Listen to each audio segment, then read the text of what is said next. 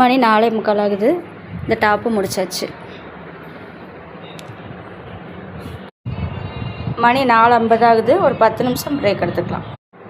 மணி 6 ஆகுது. 4:50க்கு அந்த டாப் முடிச்சாச்சு. பேண்ட்டு டாப் ரெண்டுமே முடிச்சாச்சு. அடுத்த வேலையை ஆரம்பிக்கிறதுக்கு முன்னாடி ஒரு 10 நிமிஷம் பிரேக், வீட்டுக்கு போயிட்டு வந்துடலான்ட்டு போனோம். ஸ்கூல்லேருந்து பிள்ளைங்களாம் வந்துட்டாங்க. போயிட்டு பிரேக் எடுத்துகிட்டு வரலான்னு பார்த்தா ஒரு 5:30 ஆயிடுச்சு.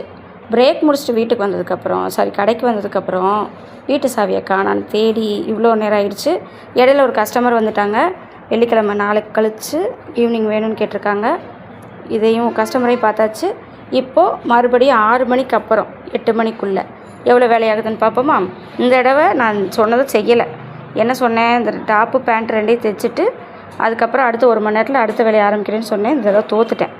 நீங்கள் ஜெயிச்சிட்டிங்களா அப்படின்றத வீடியோவில் சொல்லுங்கள், பார்க்கலாம். அடுத்து 8 மணி டாஸ்கில் யார் ஜெயிக்கிறாங்கன்னு பார்க்கலாமா? ஸ்டார்ட்.